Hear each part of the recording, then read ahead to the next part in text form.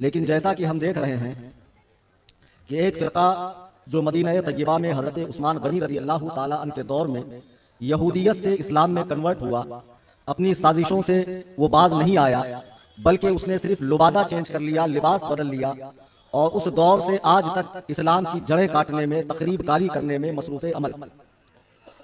اس فرقے کی بعد میں کئی شاخیں ہو گئی اور دنیا کے مختلف کونوں میں، گوشوں میں، شوشوں میں وہ پائے جاتے ہیں۔ ہمارے یہاں بڑی آسانی سے ہم ان کو پہچان لیتے ہیں، چہرہ بھلے گورا ہو لیکن نیچے سے اوپر تک آپ کو پتا ہے۔ بہرحال ان سے اہل اسلام کا کوئی تعلق نہیں، نہ ان سے شادی ہے، نہ بیاہ ہے، نہ ہماری مساجد میں ان کا آنا ہے، نہ ان کے ایمان بگاڑے میں ہمارا جانا ہے، غرض کے کسی طریقے کا کوئی تعلق ہمارا ان کا نہیں تھا۔ لیکن اب بمبئی اور بعض خانقاہوں سے، بعض مزارات اولیاء سے کچھ اس قسم کی ذہنیت کے لوگ ہو گئے جو ان کا جھٹن کھا کے ان کی بولی بولنے لگے، اور عوام یہ دھوکے میں ہے کہ بہت بڑے پیر صاحب ہے، بہت بڑی نسبت ہے، بڑی خانقاہ سے تعلق رکھتے ہیں، امامہ شریف بھی ماشاءاللہ، جبہ شریف بھی 10-20 مریدین پیچھے سے پکڑے ہوئے ہیں، اور باپ دادا کی مسند انہیں جو ہے آئی ہوئی ہے۔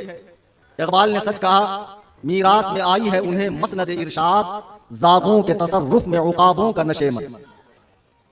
اب ہم دیکھ رہے ہیں کہ یہ سلسلہ عوامی سطح پر اتنا بڑھ گیا کہ وہ لوگ جن کو دین کی ابتدائی باتیں بھی نہیں معلوم، کتنے ایسے ہیں کہ جن کو اگر پوچھا جائے کہ مسلمان ہونے کے لیے کن کن باتوں کو ماننا ضروری، کن باتوں سے بندہ مسلمان ہوتا ہے، کن باتوں سے بندہ آؤٹ آف اسلام ہوتا ہے، بیسیکلی باتیں ان کو نہیں پتا۔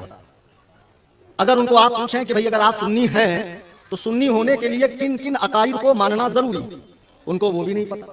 حتیٰ کہ آپ عبادات میں جو روزانہ 5 وقت پڑھی جاتی ہے نماز، اس کی ابتدائی باتیں پوچھ لیں، قرآن کریم ان سے سن لیں، ان سے اتحیات سن لیں، وہ صحیح طریقے پر نہیں پڑھ پائیں گے۔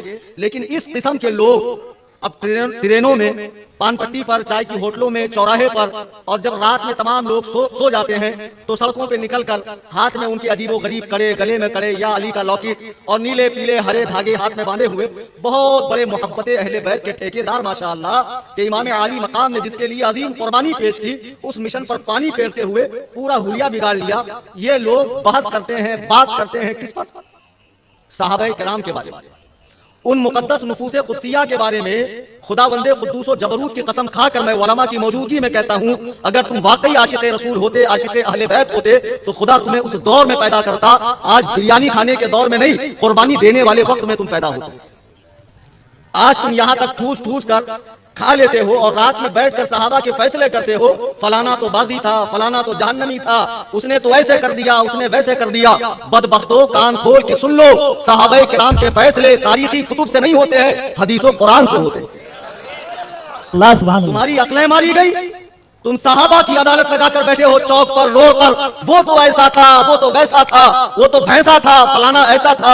تیری ماں تجھ پر روئے کہ نبی کریم صلی اللہ علیہ وسلم کو جو جماعت اللہ نے عطا کی ہے صحابہ کی، وہ ایسی مقدس جماعت ہے کہ قرآن میں رب فرماتا ہے اولئک الذین امتحن اللہ قلوبہم للتقوی، اللہ نے جن کا امتحان لیا، جب وہ امتحان میں کھرے اتر گئے، جب وہ امتحان میں پاس ہو گئے، تو قرآن ہی سے سنو، قرآن کہہ رہا ہے والسابقون الاولون من المہاجرین، آنے والے فتح مکہ سے پہلے، فتح مکہ کے بعد، یعنی تمام صحابہ، ان کے بارے میں قرآن کہہ رہا ہے رضی اللہ عنہم ورضوا عنہ، اللہ اس پوری جماعت سے راضی ہے اور یہ لوگ اللہ سے راضی۔ سبحان اللہ، سبحان اللہ، سبحان اللہ۔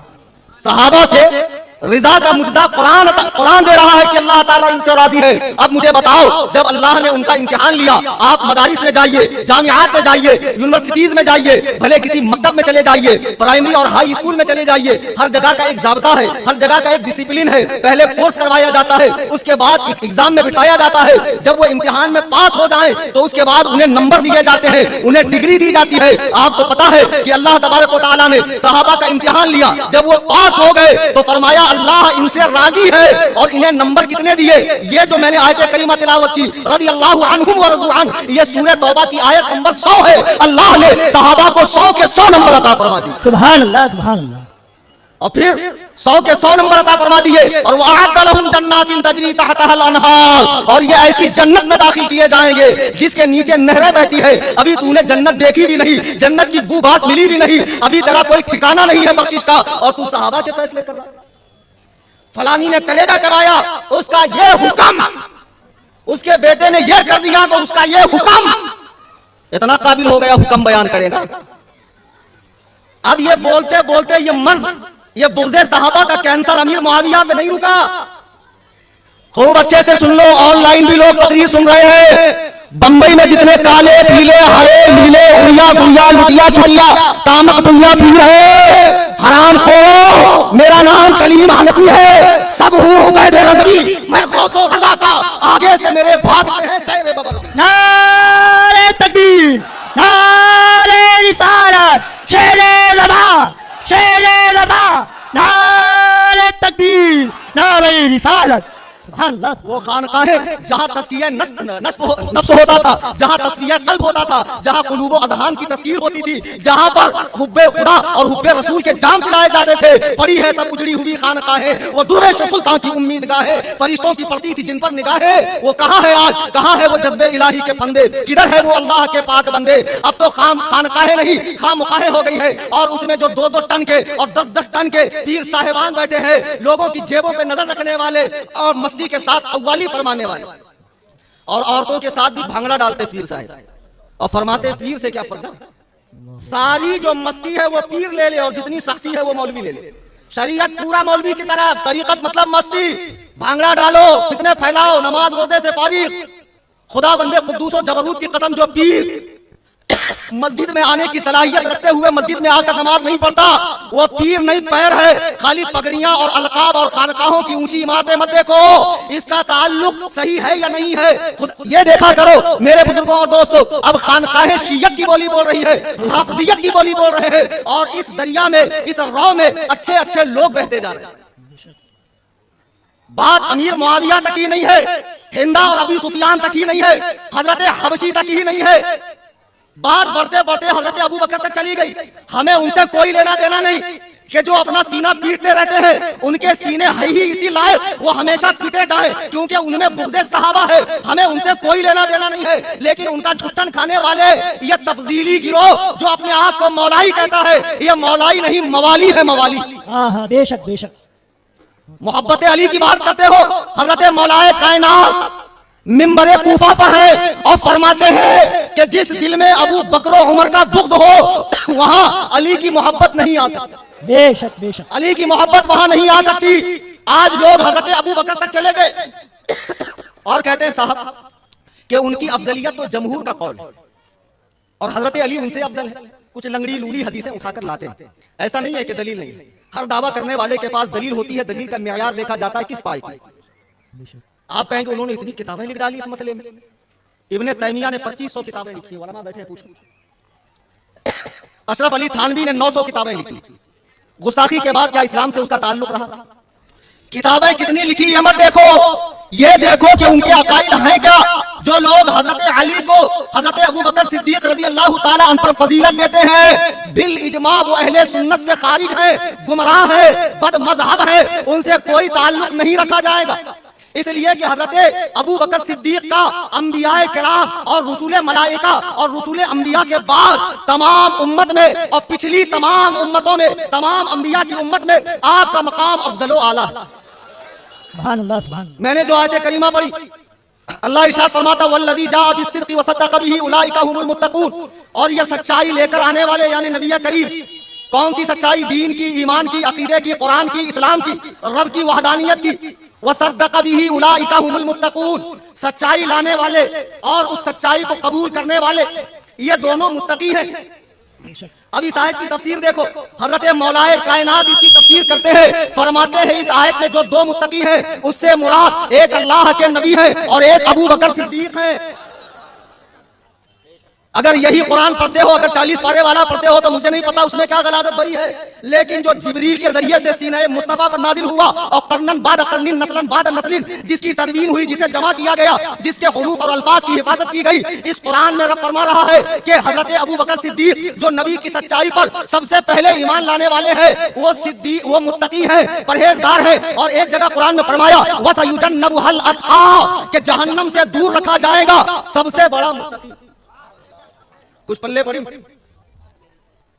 یا پھر پیر صاحبوں کے قصے سناؤں، کیونکہ بمبئی میں پیر صاحب بہت بھر گئے. ایک پتھر اٹھاؤ، ایک مرشد نکلیں گے، ایک حضرت نکلیں گے، ایک پیرا نکلیں گے، ایک قلندر نکلیں گے. یہ قلندر نہیں، یہ کلندر. یہ بہت بڑا حرام خور ہے، یہ تم کو جو ہے کرامات کا چکا پہنا کر گمراہ کر دے گا۔ قرآن کہہ رہا ویسا یجنبھا الاتقی، جہنم سے دور رکھا جائے گا سب سے بڑا متقی۔ یہ کس کے بارے میں آیت اتری؟ آپ تفسیر اٹھا کر دیکھ لیں، جلالین اٹھا کر دیکھ لیں، ساوی اٹھا کر دیکھ لیں، مدارس اسلامیہ میں پڑھائی جانے والی تفاسیر اٹھا کر دیکھ لیں کہ جب حضرت ابوبکر صدیق نے حضرت بلال کو خریدا اور خرید کر آزاد کیا، ان کے آقا امیہ بن خلف جو بڑا نالائق قسم کا آدمی تھا اس سے خرید کے آزاد کیا، تو آپ کے والد ابو قحافہ نے کہا کیا ضرورت تھی اتنا مال خرچ کرنے کی؟ ایک کالے کنوٹے غلام کے لیے اتنا مال خرچ کرنے کی کیا ضرورت تھی جو کوئی عالی نسب بھی نہیں ہے؟ جب حضرت ابو قحافہ نے یہ بات کہی تو قرآن کہہ رہا ویسا یجنبھا الاتقی کہ جہنم سے دور رکھا جائے گا سب سے بڑا متقی، جس نے اپنا مال راہ خدا میں خرچ کیا ہے تاکہ وہ مال پاک ہو جائے۔ مجھے بتاؤ جب قرآن کہہ رہا ہے کہ صدیق اکبر کو جہنم کی آگ نہیں چھوئے گی، پھر جن کے مذہب کے بانی ملا باقر مجلسی نے اپنی کتاب میں یہ لکھا ہے کہ جہنم کے 10 دروازے ہیں، ایک دروازے سے فرعون، ایک سے نمرود، ایک سے شداد، ایک سے حامان، ایک سے قارون اور ایک سے معاذ اللہ ابو بکر و عمر جائیں گے۔ تمہاری ماں تم پر روئے اور بدبختو، ابو بکر و عمر کے بارے میں جہنم کا تصور کرنے والوں، تمہاری نسلیں جہنم میں جل جائیں گی۔ اللہ نے قرآن میں صاف فرما دیا وَسَيُجَنَّبُهَا الْأَتْقَى کہ جہنم سے دور رکھا جائے گا سب سے بڑا متقی۔ کون ہے سب سے بڑا متقی؟ حضرت ابو بکر صدیق رضی اللہ تعالی۔ قرآن انہیں متقی کہہ رہا ہے ان اکرمکم عند اللہ اتقاکم، اللہ کے نزدیک لائق احترام، عزت والا، فضل والا، شرف والا وہی ہے جس کے پاس تقوی زیادہ ہو۔ قرآن نے ابو بکر کو سب سے بڑا متقی بھی کہا۔ قرآن نے حضرت ابو بکر صدیق کے بارے میں فرمایا کہ اللہ انہیں سب سے زیادہ پسند فرماتا۔ اور کیوں نہ پسند فرمائے کہ جب میرے مصطفیٰ رات کی تاریکی میں مکے کو چھوڑ کر مدینے کو مسکن بنانے کے لیے جا رہے ہیں تو ساتھ میں کون ہے؟ ابو بکر صدیق۔ واقعہ آپ سب سن چکے ہیں کہ ایک غار میں ٹھہرنے کا پلان ہوا کہ یہاں رات گزاریں گے۔ غار بہت پرانی تھی۔ حضرت ابو بکر نے فرمایا یا رسول اللہ آپ باہر کھڑے رہیں، میں اندر جا کر صفائی کرتا ہوں۔ روایتوں میں ہے آپ نے اپنی لنگی پھاڑی اور اندر جتنے ہول تھے، جتنے سوراخ تھے، سب آپ نے مونچھ دیے۔ ایک جگہ جو باقی رہ گئی تھی وہاں آپ نے ایڑی لگا دی، وہاں آپ نے اپنے پائے اقدس کو لگایا، سرکار کو اندر بلایا، میرے آقا تشریف لائے اور صدیق کی ران پر میرے آقا نے سر نبوت کو رکھا اور محو استراحت ہو گئے۔ اور اسی وقت میں اندر جو سانپ تھا اسے باہر نکلنے کے لیے راستہ نہیں مل رہا تھا، وہ ہر چند چاہتا تھا ابو بکر پیر ہٹائیں میں بھی باہر نکلوں اور رخ مصطفیٰ کو دیکھوں، لیکن ایسا نہ ہو سکا۔ بالآخر سانپ نے کاٹا، اس کی شدت درد کی جب زیادہ ہوئی تو آپ کے آنسو رخسار مصطفیٰ پہ گر گئے۔ میرے آقا بیدار ہو گئے، فرمایا صدیق تجھے کس بات نے رلایا؟ کہا یا رسول اللہ مجھے سانپ نے کاٹا ہے۔ میرے آقا علیہ السلام نے اپنا مقدس لعاب دہن نکالا اور صدیق کے قدموں پہ لگا دیا اس جگہ پر جہاں سانپ نے کاٹا تھا۔ فوراً سانپ کا اثر جو ہے وہ زائل ہو گیا، زہر کا اثر زائل ہو گیا۔ دیکھو صدیق کو کل بھی سانپ کاٹ رہا تھا، آج بھی سپولے صدیق کے اوپر بھونک رہے ہیں، صدیق کو زبان تان کو دراز کر رہے ہیں، لیکن جس کا نگہبان مصطفیٰ ہو اس پر لاکھ بھونک لو کچھ ہونے والا نہیں۔ بے شک، سبحان اللہ سبحان اللہ۔ عزیزان گرامی وقار، قرآن کریم سے بھی اور احادیث مصطفیٰ سے بھی یہ غار میں جب میرے آقا ہے تو فرماتے ہیں، قرآن کہتا ہے ثانی اثنین اذ ہما فی الغار اذ یقول لصاحبہ لا تحزن ان اللہ معنا۔ جب یہ دونوں غار میں تھے تو میرے آقا نے ابو بکر سے فرمایا لا تحزن ان اللہ معنا، غم نہ کر، فکر نہ کر، اللہ ہمارے ساتھ ہے۔ سبحان اللہ سبحان اللہ۔ اذ یقول لصاحبہ، اپنے صحابی سے فرمایا۔ اب جو لوگ شیعت کا جھٹن کھانے کے بعد حضرت ابو بکر کی صحابیت کا انکار کر رہے ہیں وہ کان کھول کے سن لے، حضرت ابو بکر کی صحابیت کا انکار کرنے والے کون ہیں؟ ذرا مجمع بولے تو، اتنے ڈاؤٹ فل ہیں آپ؟ ہاں تھوڑا کم ڈانٹ کے بول بھائی۔ کافر ہیں کافر، اور جو آپ کی خلافت کا انکار کرے وہ بھی کافر ہے۔ مزاروں پر دھمال ڈالنے والے، لوگوں کی جیبوں پہ نظریں رکھنے والے، یہ لال پیلے ہرے نیلے لباس پہن کر، اونچی اونچی ٹوپیاں پہن کر، 10 انگلی میں 20 انگوٹیاں ڈال کر جو لوگوں کو مریداں کرتے پھر رہے ہیں اور اپنی خواہوں میں صحابہ کے فیصلے کر رہے ہیں، کان کھول کے سن لو۔ میرے آقا نے فرمایا لا تحزن ان اللہ معنا، غم نہ کر، اللہ ہمارے ساتھ ہے۔ صدیق کے ساتھ اللہ ہے، اور صدیق کا مقام بڑا کیوں نہ ہو، افضل کیوں نہ ہو، ہم یہ نہیں کہہ رہے کہ صدیق افضل ہے، ہم یہ کہہ رہے ہیں انبیاء کی مقدس جماعت کے بعد روئے زمین پر تمام انسانوں میں سب سے افضل ابو بکر ہے۔ بے شک، سبحان اللہ سبحان اللہ۔ سب سے افضل ابو بکر ہے، اور اس کے لیے آپ حضرت علی کا قول سنیے۔ حضرت علی کرم اللہ وجہہ الکریم سے ان کے صاحبزادے حضرت محمد بن حنفیہ نے پوچھا، بی بی فاطمہ کے علاوہ بھی آپ نے اور نکاح فرمائے، ان سے اولادیں ہوئی ہیں، تو ایک بیٹے محمد بن حنفیہ بھی ہیں، اور اتنے چہیتے بیٹے ہیں کہ جب دنیا سے جانے کا وقت ہوا مولا کائنات کے تو امام حسن سے فرمایا میرے بعد محمد بن حنفیہ کا خیال کرنا، میں اس سے محبت کرتا ہوں۔ سبحان اللہ سبحان اللہ۔ جب امام حسن کی شہادت کا وقت قریب ہوا تو آپ نے امام حسین کو وصیت فرمائی کہ میرے بعد محمد بن حنفیہ کا خیال رکھنا، کیونکہ ان سے والد گرامی بھی اور میں بھی محبت کرتا ہوں۔ اللہ اکبر کبیرہ، وہی محمد بن حنفیہ ہے۔ صحیح بخاری حدیث نمبر 3671 لکھ لو۔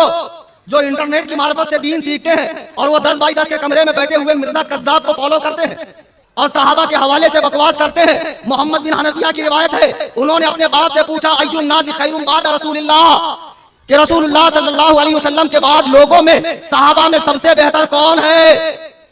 قال ابو بکر، فرمایا ابو بکر۔ سبحان اللہ۔ ثم من، پھر انہوں نے پوچھا پھر کون؟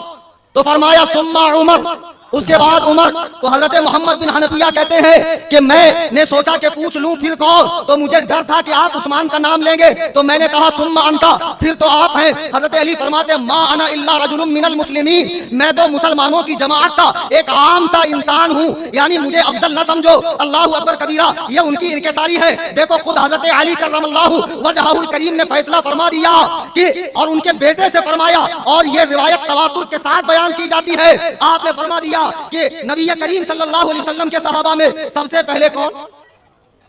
اب جو گانجے کا سٹا مار کے، بٹن کھا کے، گھاس پھونک کے، چاچی پی کے،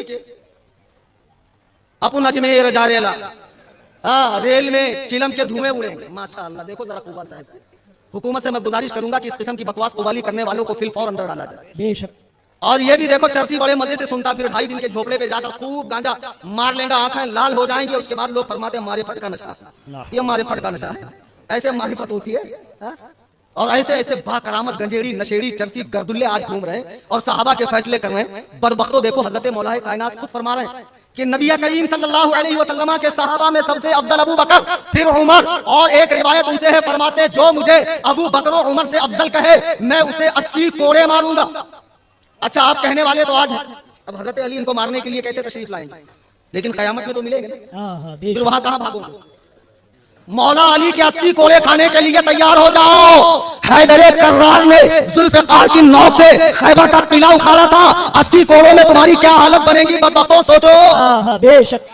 بکواس کرتے ہو، نشہ چڑھا کر گانجا پھونک کر کہتے ہو دمادم مست قلندر علی کا پہلا نمبر، یہ علی ہے جو کہہ رہے ہیں صدیق کا پہلا ہے۔ سبحان اللہ، بے شک۔ یہ علی ہے جو فرما رہے ہیں صدیق کا پہلا نمبر۔ اور سنو، صحیح بخاری کی روایت ہے، حدیث نمبر 3665، حضرت عبداللہ ابن عمر رضی اللہ تعالیٰ عنہ کہتے ہیں کہ نبی کریم کے زمانے میں جب ہمیں صحابہ کے درمیان انتخاب کا مسئلہ آتا، انتخاب کرنے کے لیے کہا جاتا کہ چنو کون افضل، حضرت عبداللہ ابن عمر کہہ رہے ہیں، صحیح بخاری کی روایت ہے کہ نبی کریم صلی اللہ علیہ وسلم کے زمانے میں کننا نخیر بین الناس فی زمان النبی صلی اللہ علیہ وسلم، کہ جب نبی کے زمانے میں صحابہ میں انتخاب کا مسئلہ آتا، ووٹنگ کا، کہ کون افضل ہے، تو حضرت عمر فرماتے ہیں فنخیر ابو بکر، تو سب سے پہلا نمبر ابو بکر کا آتا، ثم عمر بن الخطاب، ثم عثمان بن عفان، اس کے بعد عمر کا نمبر آتا، پھر عثمان کا نمبر آتا۔ مجھے بتاؤ، حیات ظاہری میں مصطفیٰ کریم نے جسے اپنے مسلح پر 17 مرتبہ امامت کی ذمہ داری سونپی ہو، وہ کوئی عام آدمی ہوگا؟